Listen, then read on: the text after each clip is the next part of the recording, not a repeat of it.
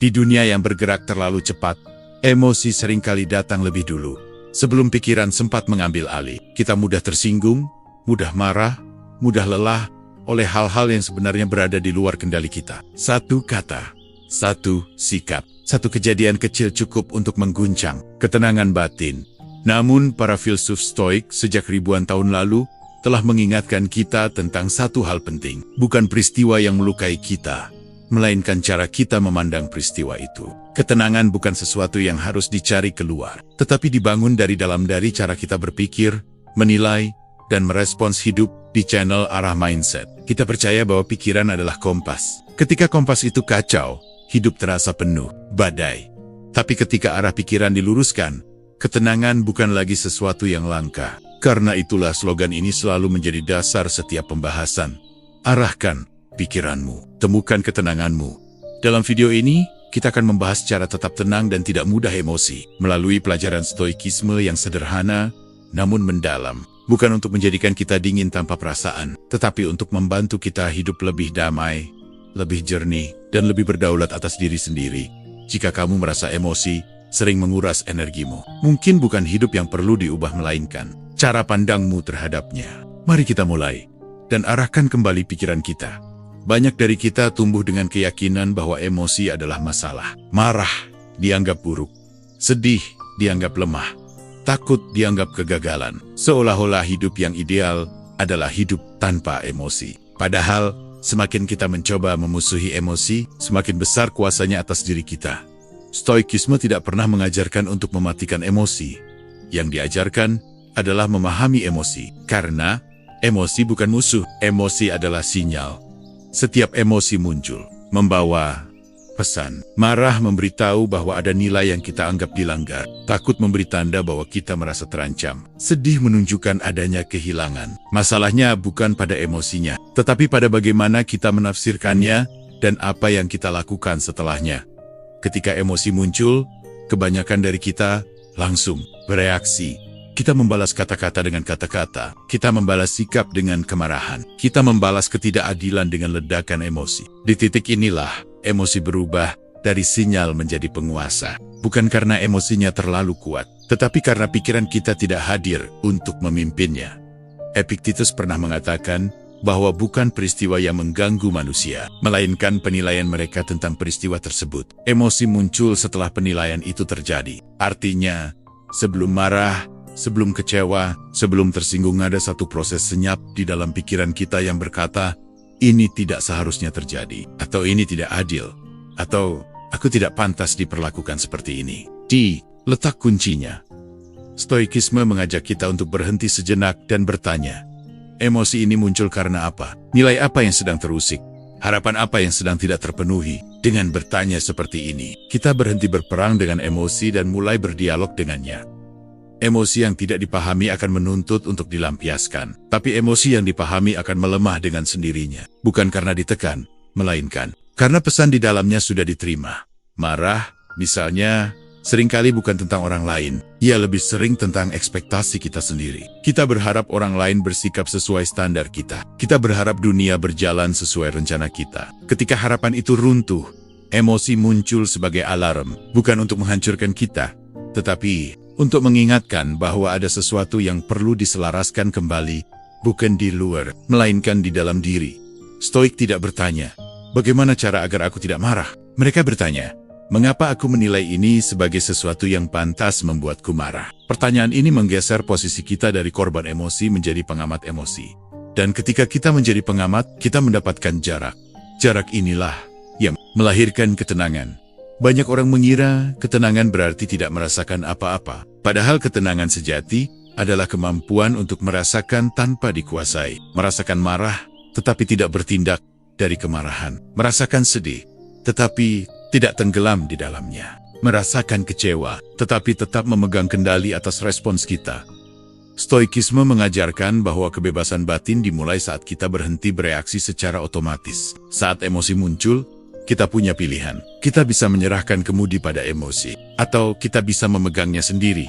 Dan pilihan itu selalu ada. Meski sering kita lupakan, emosi adalah bahasa tubuh dan pikiran kita. Jika kita terus membungkamnya, Kita tidak menjadi kuat, kita hanya menjadi tidak sadar. Tapi jika kita mendengarkannya dengan akal sehat, emosi justru menjadi alat untuk mengenal diri lebih dalam. Disinilah filosofi Stoik terasa sangat manusiawi. Ia tidak menuntut kita menjadi sempurna. Ia hanya mengajak kita menjadi sadar bahwa emosi adalah bagian dari pengalaman hidup, tetapi bukan penentu arah hidup. Arah hidup ditentukan oleh pikiran yang jernih. Di channel Arah Mindset, kita selalu kembali pada prinsip yang sama. Arahkan pikiranmu, temukan ketenanganmu. Karena ketenangan bukan hadiah dari dunia yang ramah, melainkan hasil dari pikiran yang terlatih. Jadi, lain kali emosi datang, jangan terburu-buru melawannya. Dengarkan. Amati, pahami pesannya, lalu putuskan dengan sadar bagaimana kamu ingin merespons. Karena saat kamu berhenti memusuhi emosi, kamu mulai memimpin dirimu sendiri. Dan dari situlah, hidup yang lebih damai perlahan terbentuk. Sumber kelelahan terbesar manusia bukanlah kerja keras, melainkan keinginan untuk mengendalikan hal-hal yang memang tidak bisa dikendalikan. Kita lelah bukan karena hidup terlalu berat, tetapi karena kita memikul beban yang sejak awal bukan milik kita. Stoikisme menyebut ini sebagai inti dari ketenangan batin. Dikotomi kendali, sebuah pemisahan yang sederhana, namun menentukan kualitas hidup seseorang. Ada hal-hal yang berada dalam kendali kita, dan ada hal-hal yang tidak. Ketenangan lahir ketika kita mampu membedakan keduanya dengan jujur. Epictetus membuka ajarannya dengan kalimat yang sangat tegas. Beberapa hal ada dalam kuasa kita, dan beberapa hal lainnya tidak. Pendapat kita, penilaian kita, keinginan kita, dan tindakan kita, semua itu berada dalam kendali. Namun tubuh kita, reputasi kita, ucapan orang lain, masa lalu, dan hasil akhir semuanya berada di luar kendali kita.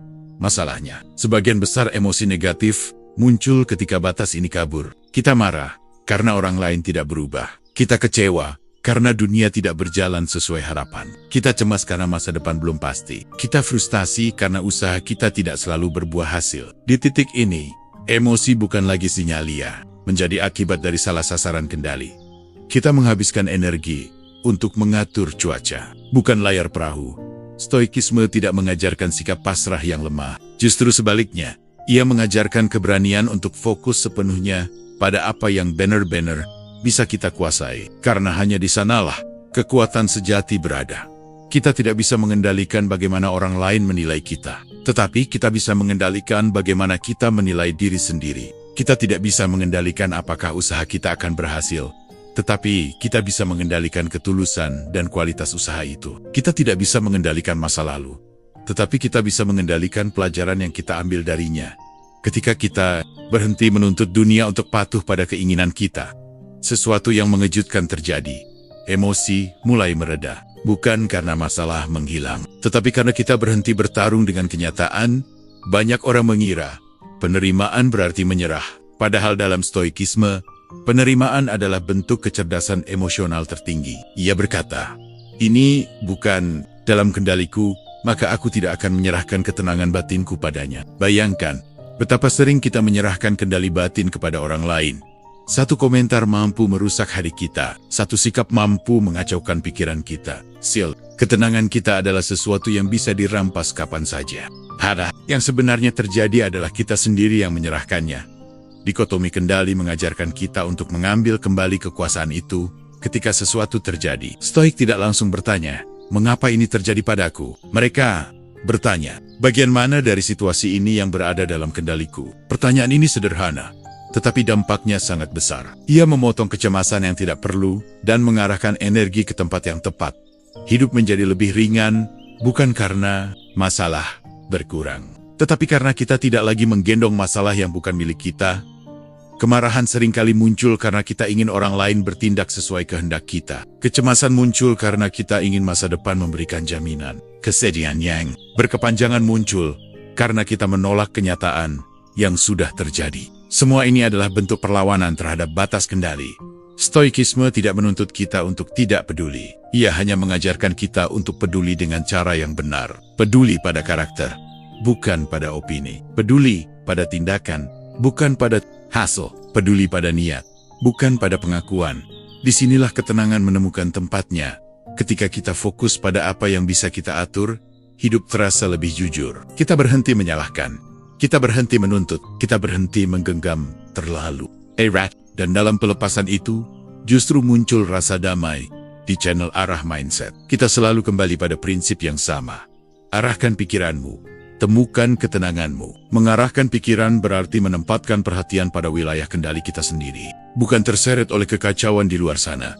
Dunia akan tetap tidak pasti, orang lain akan tetap bertindak di luar kendali kita. Hasil tidak selalu sejalan dengan usaha. Tapi, satu hal yang selalu bisa kita jaga adalah sikap batin kita sendiri. Dan selama itu masih ada dalam genggaman, ketenangan tidak pernah benar-benar hilang. Karena hidup yang damai bukan tentang mengendalikan segalanya, melainkan tentang tidak lagi berusaha mengendalikan yang mustahil. Sebagian besar penyesalan dalam hidup lahir bukan dari apa yang kita rasakan, tetapi dari apa yang kita lakukan. Terlalu cepat, kata-kata yang terucap saat marah, keputusan yang diambil saat emosi memuncak, sikap yang muncul tanpa sempat dipikirkan. Semua itu bukan karena kita tidak bijak, melainkan karena kita lupa satu hal sederhana: memberi jeda. Stoikisme menyebut jeda sebagai ruang kebebasan, ruang tipis antara peristiwa dan respons. Disitulah letak martabat manusia. Disitulah kita tidak lagi menjadi makhluk yang hanya bereaksi, tetapi pribadi yang memilih. Ketika sesuatu terjadi, reaksi pertama kita hampir selalu emosional. Otak menilai cepat, hati bereaksi cepat, tubuh bersiap melawan atau melarikan diri. Ini naluri, ini manusiawi. Tetapi stoikisme tidak berhenti di sana. Ia bertanya, setelah naluri itu muncul, siapa yang memegang kendali? Jeda bukan tentang menekan emosi. Jeda adalah tentang mengizinkan pikiran untuk hadir. Satu tarikan napas, satu detik keheningan, satu langkah mundur dari impuls. Terdengar sepele, tetapi disitulah batas antara kebijaksanaan dan penyesalan. Bayangkan, betapa banyak konflik yang tidak perlu terjadi jika kita berhenti sejenak sebelum menjawab. Betapa banyak hubungan yang terselamatkan jika kita menunda satu kalimat yang lahir dari kemarahan. Betapa banyak kesalahan yang terhindar jika kita tidak membiarkan emosi memegang kemudi. Stoik memahami bahwa emosi bergerak cepat, sementara akal sehat membutuhkan waktu. Maka mereka menciptakan jarak, bukan untuk menjadi dingin, tetapi untuk menjadi jernih. Marcus Aurelius menulis bahwa jiwa memiliki kekuatan untuk berhenti, mengamati, dan menilai sebelum bertindak. Kemampuan inilah yang membedakan manusia yang merdeka dari manusia yang diperbudak oleh suasana hatinya sendiri. Ketika kita bereaksi tanpa jeda, kita sebenarnya sedang menyerahkan hidup kita pada peristiwa. Siapapun bisa mengendalikan kita, hanya dengan satu kata atau satu sikap. Tapi ketika kita memberi jeda, kita mengambil kembali kendali itu. Jeda adalah bentuk keberanian yang sunyi. Tidak semua orang sanggup diam ketika diprovokasi. Tidak semua orang sanggup menahan diri ketika egonya tersentuh. Tidak semua orang sanggup berkata, "Aku akan berpikir dulu sebelum membalas." Tetapi justru disitulah letak kekuatan sejati. Banyak orang mengira ketenangan adalah sesuatu yang datang setelah masalah selesai. Stoik tahu bahwa ketenangan justru dimulai sebelum masalah membesar. Ia lahir dari satu keputusan kecil. Tidak bereaksi sekarang. Dalam jeda, kita melihat sesuatu yang tidak terlihat. Saat emosi menguasai, kita menyadari bahwa tidak semua hal perlu ditanggapi. Tidak semua pertanyaan perlu dijawab. Tidak semua provokasi layak diladeni. Tidak semua rasa harus segera dilampiaskan. Jeda memberi kita perspektif. Dari sana, kita bisa bertanya, apakah ini penting? Apakah ini berada dalam kendaliku? Apakah reaksiku nanti akan aku banggakan? Atau aku sesali? Pertanyaan-pertanyaan ini tidak mungkin muncul jika kita bergerak terlalu cepat. Stoikisme tidak mengajarkan kita menjadi lamban dalam bertindak, tetapi menjadi sadar dalam memilih. Ada perbedaan besar antara cepat dan tergesa. Cepat lahir dari kejernihan, tergesa lahir dari kekacauan. Jeda mengubah tergesa menjadi sadar. Dalam praktiknya, jeda bukan selalu tentang berhenti lama. Kadang hanya satu tarikan napas panjang. Kadang hanya menghitung sampai 3. Kadang hanya mengalihkan pandangan sejenak. Tapi dampaknya bisa mengubah arah hidup. Karena satu respons yang bijak seringkali lebih kuat daripada 1000 reaksi emosional. Di channel Arah Mindset, kita selalu kembali pada prinsip yang sama. Arahkan pikiranmu, temukan ketenanganmu. Mengarahkan pikiran berarti tidak membiarkan momen menentukan siapa diri kita. Kita memilih siapa diri kita melalui jeda. Dunia akan terus memancing reaksi kita. Orang lain akan terus menguji kesabaran kita. Situasi akan terus datang tanpa permisi. Tapi di antara semua itu, kita selalu memiliki satu kekuatan. Kemampuan untuk berhenti sejenak. Dan selama jeda itu masih ada, kita tidak pernah benar-benar kehilangan kendali. Karena ketenangan bukan tentang menghindari badai tetapi tentek. Tidak membiarkan badai memutuskan arah layar kita. Mulai hari ini, latih satu kebiasaan kecil. Berhenti sejenak sebelum bereaksi. Di dalam keheningan singkat itu, kamu tidak hanya menemukan ketenangan, kamu menemukan dirimu sendiri. Banyak orang percaya bahwa perasaan datang begitu saja. Seolah-olah emosi adalah tamu yang muncul tanpa diundang, lalu menguasai suasana. Kita berkata, aku marah karena dia, aku sedih karena keadaan, atau aku cemas karena masa depan. Padahal stoikisme mengajarkan sesuatu yang lebih dalam dan lebih jujur. Perasaan tidak muncul langsung dari peristiwa, tetapi dari pikiran kita tentang peristiwa itu. Di antara apa yang terjadi dan apa yang kita rasakan, selalu ada satu lapisan yang sering kita abaikan. Penilaian. Pikiranlah yang memberi makna. Pikiranlah yang berkata, apakah sesuatu itu mengancam, merugikan, memalukan, atau tidak adil. Dari sanalah perasaan lahir. Dua orang bisa menghadapi kejadian yang sama, tetapi merasakan hal yang sangat berbeda. Yang satu tenang, yang lain hancur. Yang satu bisa tersenyum, yang lain dipenuhi amarah. Peristiwanya sama, perasaannya berbeda. Perbedaannya terletak pada pikiran. Epictetus mengatakan bahwa manusia terganggu bukan oleh hal-hal, melainkan oleh pandangan mereka tentang hal-hal tersebut. Kalimat ini sederhana, tetapi jika benar-benar dipahami, ia mengubah cara kita melihat hidup. Ia memindahkan sumber penderitaan dari dunia luar ke wilayah pikiran kita sendiri. Ini bukan kabar buruk, justru ini kabar baik. Karena jika perasaan kita sepenuhnya ditentukan oleh dunia luar, maka kita tidak punya kendali. Tapi jika perasaan dibentuk oleh pikiran, maka selalu ada ruang untuk perubahan. Selalu ada kesempatan untuk memilih cara pandang yang lebih sehat. Marah, misalnya, sering muncul bukan karena seseorang berbuat salah, tetapi karena pikiran kita menilai bahwa ia seharusnya tidak berbuat demikian. Kita menempelkan tuntutan pada orang lain, lalu kecewa ketika tuntutan itu tidak dipenuhi. Pikiran menciptakan standar, lalu perasaan muncul saat standar itu dilanggar.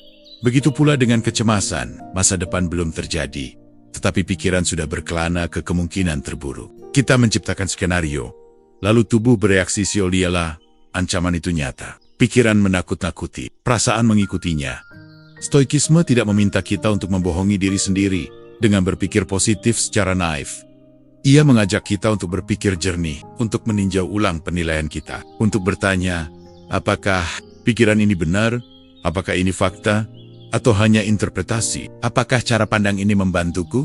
Atau justru melukaiku? Ketika kita mulai mengamati pikiran, kita menyadari bahwa banyak perasaan berat lahir dari asumsi yang tidak pernah diuji. Kita mengira orang lain berniat buruk. Kita mengira kegagalan berarti ketidakberhargaan. Kita mengira kesalahan kecil adalah akhir segalanya. Pikiran membesar-besarkan, lalu perasaan tenggelam di dalamnya. Disinilah Stoik mengajak kita untuk melakukan latihan batin, memisahkan fakta dari penilaian. Fakta adalah apa yang terjadi. Penilaian adalah cerita yang kita tambahkan. John Searing, kali, cerita itulah yang melukai. Saat kita mengubah cerita, perasaan ikut berubah. Bukan berarti masalah menghilang, tetapi bobot emosinya berkurang. Kita tidak lagi bereaksi berlebihan. Kita tidak lagi terembang-ambing oleh setiap pikiran yang muncul. Kita belajar untuk tidak mempercayai semua yang terlintas di kepala. Pikiran bukan perintah, usulan. Dan kita punya hak untuk menyetujuinya, atau tidak.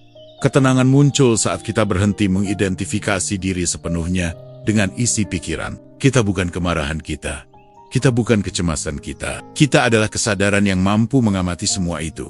Stoikisme menempatkan pikiran sebagai alat, bukan tuan. Alat untuk memahami dunia, bukan untuk menyiksa diri sendiri. Ketika pikiran digunakan dengan bijak, perasaan menjadi lebih stabil. Ketika pikiran dibiarkan liar, perasaan ikut kacau.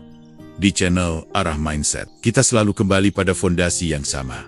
Arahkan pikiranmu, temukan ketenanganmu. Karena arah pikiran menentukan arah batin, dan arah batin menentukan kualitas hidup. Mulai hari ini, perhatikan satu hal, bukan hanya apa yang kamu rasakan, tetapi apa yang kamu pikirkan sebelum perasaan itu muncul. Di sanalah pintu perubahan berada. Ketika kamu mengubah cara berpikir, kamu tidak hanya mengubah perasaanmu, kamu sedang mengubah hubunganmu dengan hidup itu sendiri. Dan dari situlah, hidup yang lebih damai mulai terbentuk perlahan, sadar, dan dari dalam. Ada satu kesalahan yang sering kita lakukan tanpa sadar. kita menyerahkan kunci ketenangan batin kita kepada orang lain. Satu komentar mampu merusak hari kita. Satu sikap dingin mampu membuat pikiran kita kacau. Satu penilaian orang lain mampu membuat kita merasa tidak berharga. Seolah-olah keadaan batin kita bergantung sepenuhnya pada apa yang orang lain lakukan. Stoikisme melihat ini sebagai bentuk kehilangan kendali paling halus, namun paling merusak. Bukan karena orang lain benar-benar menguasai kita, tetapi karena kita mengizinkannya. Setiap kali kita berkata, "Dia membuatku marah," atau ucapan, "Mereka menyakitiku," tanpa sadar kita sedang memindahkan tanggung jawab batin keluar diri. Kita menempatkan orang lain sebagai pengendali emosi kita. Dan selama itu terjadi, ketenangan akan selalu rapuh. Para Stoik mengingatkan bahwa satu-satunya wilayah yang benar-benar milik kita adalah batin kita sendiri. Pikiran, penilaian, dan sikap kita itulah benteng terakhir kebebasan manusia. Ketika benteng itu diserahkan, kita menjadi mudah terguncang oleh apapun. Bayangkan betapa ringkihnya hidup jika ketenangan kita bergantung pada sikap orang lain yang tidak bisa kita kendalikan. Hari ini mereka ramah, kita tenang. Besok mereka acuh, kita hancur. Ini bukan hidup yang bebas.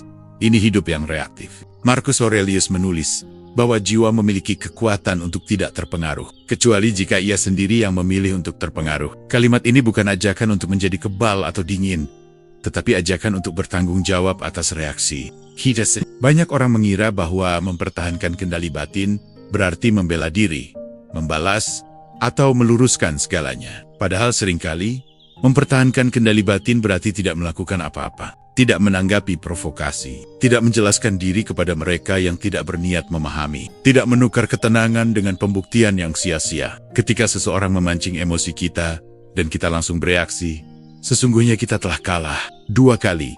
Pertama, kita terganggu. Kedua, kita bertindak di bawah kendali mereka. Sebaliknya, ketika kita tetap tenang, kita mempertahankan martabat kita tanpa perlu memenangkan apapun. Stoikisme mengajarkan bahwa penghinaan hanya memiliki kekuatan jika kita mengakuinya sebagai penghinaan. Kata-kata orang lain hanyalah suara.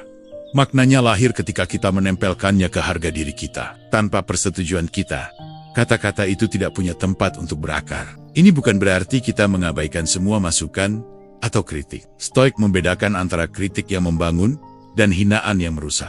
Kritik yang jujur bisa kita terima tanpa emosi. Hinaan yang kosong bisa kita lepaskan tanpa luka. Keduanya membutuhkan satu hal yang sama, kendali batin. Ketika kita berhenti mencari validasi dari luar, ketenangan menjadi lebih stabil. Kita tidak lagi naik turun mengikuti pujian dan celaan. Kita tidak lagi menjadikan pendapat orang lain sebagai cermin nilai diri. Kita berdiri di atas prinsip, bukan di atas reaksi. Menyerahkan kendali batin ke orang lain berarti hidup dalam mode bertahan. Selalu waspada, selalu siap tersinggung, selalu menunggu pemicu emosi berikutnya. Stoikisme menawarkan jalan lain, hidup dengan kewaspadaan batin, bukan kerapuhan batin. Ada perbedaan besar antara peduli dan bergantung. Kita bisa peduli pada orang lain tanpa membiarkan mereka mengatur perasaan kita. Kita bisa mendengar tanpa harus terluka. Kita bisa menghargai tanpa harus kehilangan diri. Di channel Arah Mindset, kita terus mengingatkan satu prinsip yang sederhana, namun mendalam. Arahkan pikiranmu, temukan ketenanganmu. Mengarahkan pikiran berarti menarik kembali kendali yang selama ini kita serahkan begitu saja. Mulai hari ini, perhatikan momen ketika emosimu berubah karena orang lain. Bukan untuk menyalahkan diri, tetapi untuk menyadari satu hal penting.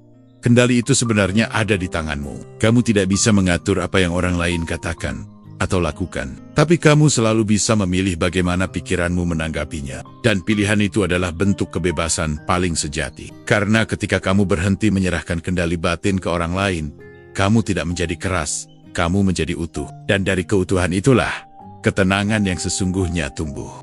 Banyak orang menolak kata menerima karena mengira ia identik dengan menyerah. Seolah-olah menerima berarti berhenti berjuang, berhenti berharap, dan berhenti peduli. Padahal dalam stoikisme, menerima justru merupakan bentuk kekuatan batin yang healing, bukan tanda kelemahan, melainkan tanda kejernihan. Menerima bukan berarti menyukai apa yang terjadi, bukan pula berarti membenarkan ketidakadilan. Menerima berarti berhenti bertarung dengan kenyataan. Karena selama kita melawan apa yang sudah terjadi, penderitaan akan selalu berlipat ganda. Stoik mengajarkan bahwa ada 2 beban dalam hidup, peristiwa itu sendiri dan penolakan kita terhadap peristiwa tersebut. Peristiwa mungkin tidak bisa dihindari, tetapi penolakanlah yang membuatnya terasa lebih berat. Kita berkata, ini tidak seharusnya terjadi, padahal kenyataannya, ini sudah terjadi. Di titik inilah, banyak energi batin terbuang sia-sia. Ketika kita menolak kenyataan, kita tidak sedang mengubah masa lalu. Kita hanya menambah luka di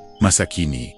Kemarahan terhadap apa yang sudah terjadi tidak mengembalikan waktu. Penyesalan yang berkepanjangan tidak memperbaiki keadaan. Semua itu hanya membuat kita terjebak. Menerima adalah keberanian untuk berkata, ini kenyataannya. Bukan dengan pasrah kosong, tetapi dengan kesadaran penuh. Dari kesadaran inilah, tindakan yang tepat bisa lahir. Para Stoik memahami bahwa perubahan hanya mungkin terjadi setelah penerimaan. Kita tidak bisa memperbaiki sesuatu yang belum kita akui. Kita tidak bisa melangkah maju jika kaki kita masih tertahan oleh perlawanan batin.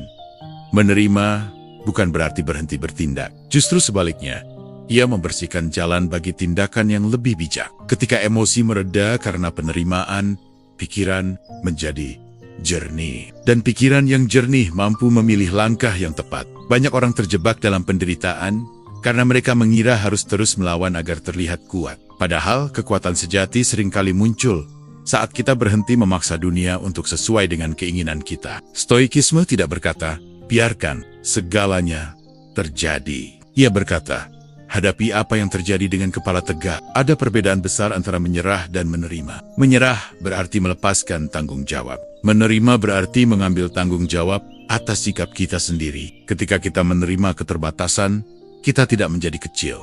Kita menjadi realistis. Kita berhenti menuntut kesempurnaan dari hidup, dari orang lain, dan dari diri sendiri. Dari sanalah muncul kelegaan. Penerimaan juga berarti memahami bahwa tidak semua hal harus kita pahami sekarang. Tidak semua luka perlu segera diberi makna. Kadang, menerima berarti membiarkan waktu bekerja tanpa perlawanan. Marcus Aurelius menulis bahwa kita harus mencintai apapun yang ditenun oleh takdir. Karena itu adalah bagian dari keseluruhan yang lebih besar. Ini bukan ajakan untuk fatalisme, melainkan ajakan untuk berdamai dengan kenyataan, agar kita bisa bergerak dengan utuh. Ketika kita berhenti mengutuk keadaan, emosi kehilangan bahan bakarnya, amarah melemah, kecemasan mereda. Bukan karena masalah hilang, tetapi karena kita berhenti memelihara perlawanan batin. Disinilah ketenangan menemukan bentuknya yang paling jujur. Di channel Arah Mindset, kita selalu kembali pada satu prinsip utama. Arahkan pikiranmu, temukan. Mengarahkan pikiran berarti membedakan antara apa yang bisa diubah dan apa yang harus diterima. Apa yang bisa diubah, hadapi dengan keberanian. Apa yang tidak bisa diubah, terima dengan kelapangan. Keduanya membutuhkan kekuatan. Mulai hari ini, ketika sesuatu tidak berjalan sesuai harapan, cobalah berhenti sejenak dan berkata pada diri sendiri, aku tidak harus menyukai ini, tetapi aku tidak akan melawannya. Kalimat sederhana ini mampu mengurangi beban yang tidak perlu. Karena hidup yang damai bukanlah hidup tanpa masalah, melainkan hidup tanpa perlawanan yang sia-sia. Dan saat kamu mampu menerima tanpa menyerah, kamu tidak kehilangan arah, kamu justru menemukannya. Banyak kekacauan batin tidak lahir karena hidup terlalu rumit, tetapi karena kita berhenti menggunakan akal sehat dalam menghadapi hidup. Kita tahu sesuatu tidak baik bagi kita, namun tetap dilakukan. Kita tahu reaksi tertentu akan memperburuk keadaan, namun tetap dipilih. Disinilah stoikisme memberi pengingat yang sederhana, namun tegas. Hiduplah selaras dengan akal sehat. Bagi para stoik, akal bukan sekadar alat berpikir, tetapi kompas moral dan batin. Akal membedakan mana yang perlu dan mana yang berlebihan, mana yang pantas diperjuangkan dan mana yang seharusnya dilepaskan. Ketika hidup dijalani tanpa akal sehat, emosi mengambil alih dan arah hidup menjadi kabur. Hidup selaras dengan akal sehat berarti tidak membiarkan dorongan sesaat menentukan keputusan jangka panjang. Emosi datang dan pergi, tetapi konsekuensi seringkali menetap. Stoik memahami bahwa tidak semua yang kita rasakan perlu kita ikuti.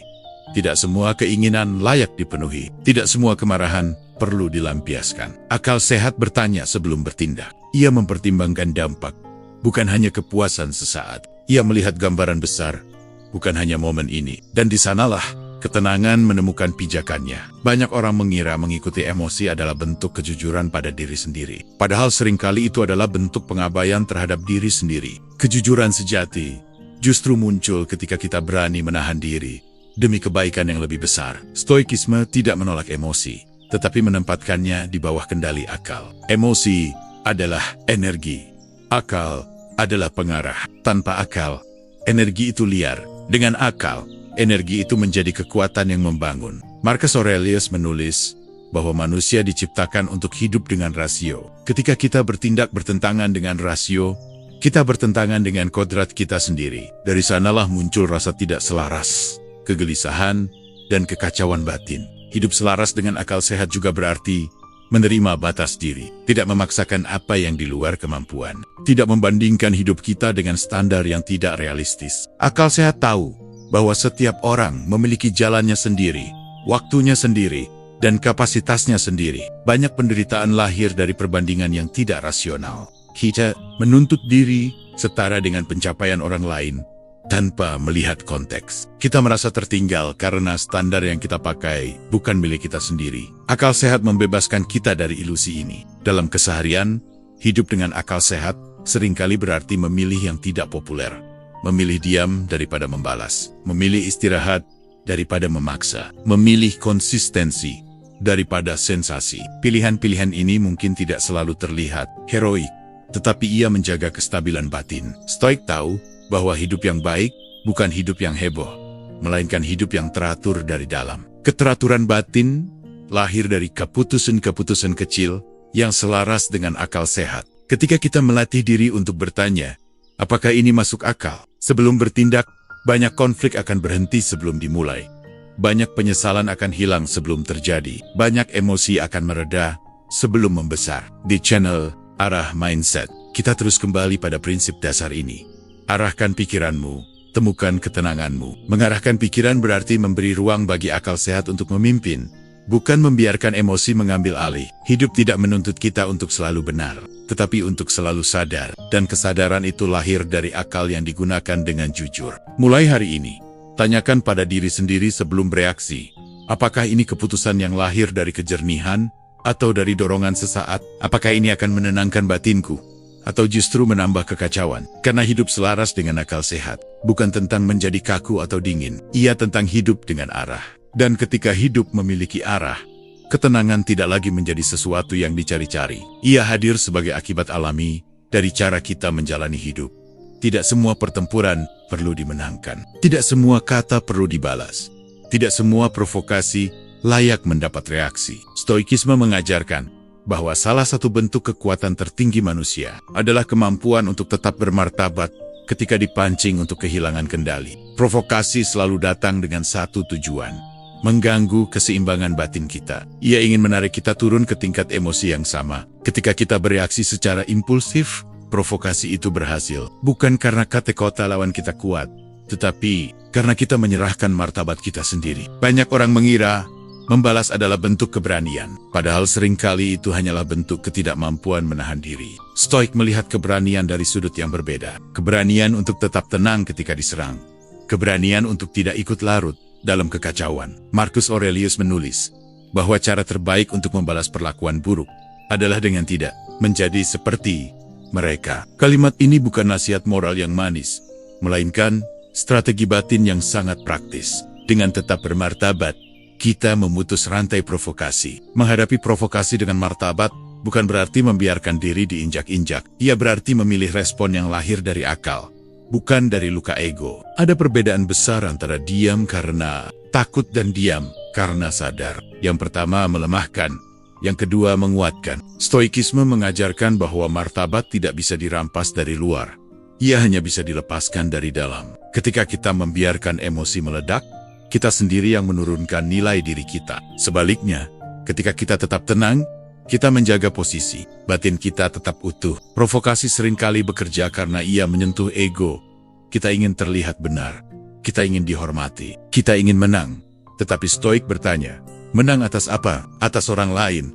Atau atas diri sendiri? Kemenangan sejati adalah ketika kita tidak membiarkan orang lain menentukan siapa diri kita melalui reaksi kita. Banyak konflik membesar, bukan karena masalahnya besar, tetapi karena dua ego saling berebut kendali. Ketika salah satu memilih untuk tidak ikut bermain, permainan itu kehilangan maknanya. Martabat adalah kemampuan untuk tidak bereaksi berlebihan terhadap hal-hal yang tidak pantas menguasai batin kita. Ia adalah sikap batin yang berkata, Aku tidak akan menukar ketenanganku dengan kepuasan sesaat. Menghadapi provokasi dengan martabat juga berarti memahami bahwa tidak semua orang beroperasi dari tempat yang sama. Ada yang berbicara dari luka, ada yang dari ketidaktahuan, ada yang dari kebiasaan. Stoik tidak membenarkan perilaku itu, tetapi tidak pula membiarkannya meracuni batin. Ketika kita menyadari bahwa perilaku orang lain seringkali mencerminkan kondisi batin mereka sendiri, provokasi kehilangan daya sengatnya. Kita berhenti melihatnya sebagai serangan pribadi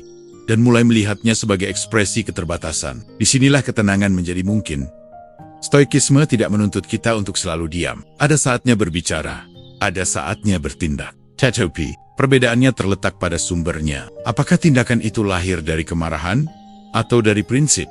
Martabat tidak berteriak. Ia tidak perlu pembuktian. Ia hadir dalam keteguhan sikap yang konsisten. Di channel Arah Mindset, kita terus mengingatkan satu prinsip yang sederhana, namun mendalam. Arahkan pikiranmu.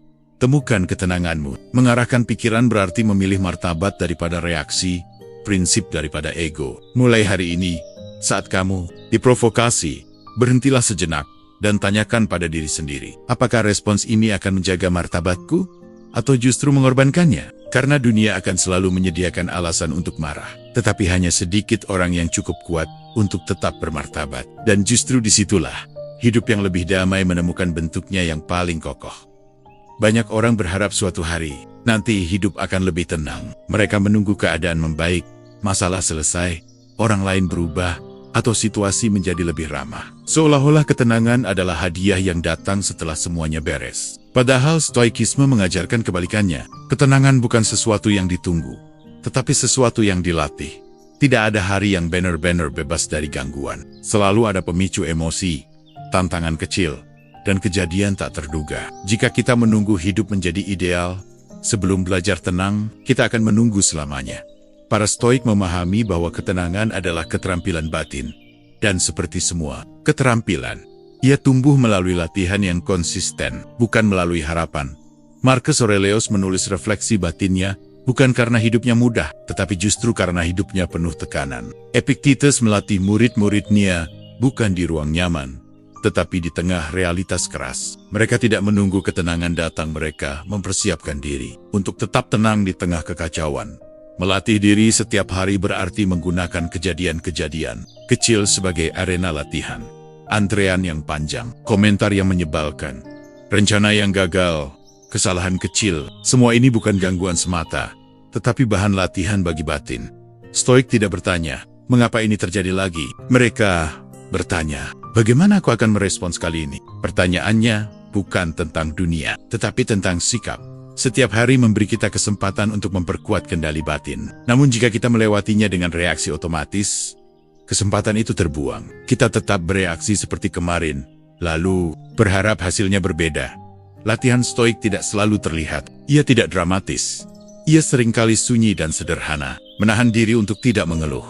Memilih diam daripada membalas. Mengoreksi pikiran sebelum emosi membesar. Mengakui kesalahan tanpa defensif. Semua ini adalah latihan batin, ketenangan, yang sejati tidak lahir dari satu momen besar, tetapi dari kebiasaan kecil yang diulang setiap hari. Banyak orang kecewa karena merasa sudah memahami konsep ketenangan, tetapi masih mudah terpancing. Stoikisme menjawab ini dengan jujur. Pemahaman tanpa latihan tidak mengubah apapun, seperti membaca buku tentang berenang tanpa pernah masuk ke air. Setiap hari adalah latihan. Bahkan hari yang terasa gagal pun tetap latihan. Karena kesadaran bahwa kita bereaksi berlebihan hari ini adalah benih perbaikan untuk esok hari. Stoik tidak menuntut kesempurnaan. Mereka menuntut konsistensi. Mereka tahu bahwa kemajuan batin seringkali tidak terlihat dari luar, tetapi terasa dari dalam. Melatih diri juga berarti bersabar dengan proses. Tidak menyalahkan diri saat tergelincir. Tidak menyerah hanya karena emosi kembali muncul. Emosi akan selalu muncul. Yang berubah adalah seberapa cepat kita kembali ke kendali. Ketika kita berhenti menunggu ketenangan datang dan mulai melatihnya, hidup terasa lebih realistis. Kita tidak lagi kecewa pada dunia karena tidak sesuai harapan. Kita sibuk membangun ketahanan batin kita sendiri. Di channel Arah Mindset, kita selalu kembali pada prinsip yang sama. Arahkan pikiranmu. Temukan ketenanganmu. Mengarahkan pikiran berarti melatihnya setiap hari. Bukan hanya saat kita ingat, Mulai hari ini, jangan menunggu hari yang tenang untuk belajar tenang. Gunakan hari yang sulit sebagai ruang latihan. Gunakan emosi yang muncul sebagai bahan pembelajaran. Karena ketenangan bukan kondisi tanpa masalah. Ketenangan adalah kemampuan untuk tetap utuh di tengah masalah. Dan kemampuan itu tidak datang tiba-tiba. Ia dibentuk, dilatih, dan dipelihara setiap hari. Sedikit demi sedikit. Pada akhirnya, ketenangan bukan sekadar reaksi sesaat terhadap keadaan. Ia adalah keputusan jangka panjang tentang bagaimana kita ingin menjalani hidup. Bukan pilihan sekali jadi, melainkan pilihan yang diambil berulang kali setiap hari, di setiap situasi. Banyak orang mengira ketenangan adalah hasil dari dunia yang ideal. Ketika masalah berkurang, ketika orang lain berubah, ketika hidup lebih adil. Namun stoikisme mengajarkan bahwa menunggu dunia menjadi tenang adalah kesalahan awal. Dunia tidak berjanji untuk ramah. Dunia hanya menjanjikan perubahan. Di tengah perubahan itulah, kita dihadapkan pada satu pertanyaan mendasar. Apakah kita akan hidup reaktif atau hidup dengan arah? Ketenangan sebagai pilihan hidup berarti kita berhenti menyerahkan nasib batin kita pada keadaan. Kita tidak lagi berkata, aku akan tenang jika... Karena itu, berarti ketenangan selalu bersyarat. Stoik memilih jalan yang lebih dewasa. Tenang sebagai sikap, bukan sebagai hadiah. Pilihan ini tidak selalu mudah. Ada saatnya emosi ingin meledak. Ada saatnya ego ingin membalas. Ada saatnya luka ingin bersuara. Tetapi setiap kali kita memilih ketenangan, kita sedang memperkuat identitas batin kita sendiri. Stoikisme tidak meminta kita untuk menghindari konflik, tetapi untuk tidak menjadikan konflik sebagai pusat hidup. Kita boleh berjuang, tetapi tidak kehilangan diri. Kita boleh kecewa, tetapi tidak tenggelam. Kita boleh marah, tetapi tidak dikuasai. Ketenangan sebagai pilihan hidup berarti kita menerima bahwa tidak semua hal perlu direspons. Tidak semua perasaan perlu dituruti. Tidak semua opini perlu dilayani. Dengan memilih ketenangan, kita memilih energi kita sendiri, kemana ia akan diarahkan, dan kemana ia tidak akan dibuang. Marcus Aurelius menulis bahwa ketenangan datang ketika kita berhenti menginginkan dunia selain apa adanya. Ini bukan fatalisme, melainkan kebijaksanaan. Karena dari penerimaan itulah, kita bisa bertindak dengan jernih. Pilihan hidup ini juga berarti, kita tidak lagi mengukur kualitas hari dari seberapa sedikit masalah, tetapi dari seberapa baik kita menjaga sikap. Hari yang penuh tantangan bisa tetap menjadi hari yang baik jika kita tidak kehilangan kendali batin. Ketenangan bukan berarti hidup tanpa ambisi. Ia berarti ambisi yang tidak mengorbankan kesehatan batin. Kita tetap bergerak, tetap bertumbuh, tetapi tidak dalam keadaan terbakar oleh emosi sendiri. Banyak orang mengejar kebahagiaan dengan kecepatan tinggi, tetapi lupa menjaga keseimbangan. Stoikisme mengingatkan bahwa hidup yang terlalu terburu-buru seringkali kehilangan makna. Dengan memilih ketenangan, kita memilih hidup yang lebih sadar. Di titik ini, ketenangan bukan lagi teknik, melainkan identitas. Cara kita berbicara, cara kita menilai, cara kita menghadapi kehilangan, kegagalan, dan ketidakpastian. Dan seperti semua pilihan hidup, ketenangan harus dipilih, bahkan ketika tidak nyaman, bahkan ketika ego terluka, bahkan ketika dunia terasa tidak adil. Justru disitulah pilihan ini diuji. Di channel Arah Mindset, semua pembahasan selalu bermuara pada satu fondasi. Arahkan pikiranmu, temukan ketenanganmu. Karena arah pikiran menentukan kualitas hidup, dan kualitas hidup menentukan siapa kita sebenarnya. Jika kamu memilih ketenangan sebagai jalan hidup, kamu tidak menjadi lemah. Kamu menjadi stabil. Kamu menjadi utuh. Kamu menjadi seseorang yang tidak mudah digoyahkan oleh hal-hal yang tidak bisa dikendalikan. Dan pada akhirnya, hidup yang damai bukan tentang menghindari badai, tetapi tentang memutuskan sejak awal bahwa batinmu tidak akan hidup dalam badai itu. Ketenangan adalah pilihan, dan pilihan itu selalu ada selama kamu masih bersedia mengarahkannya.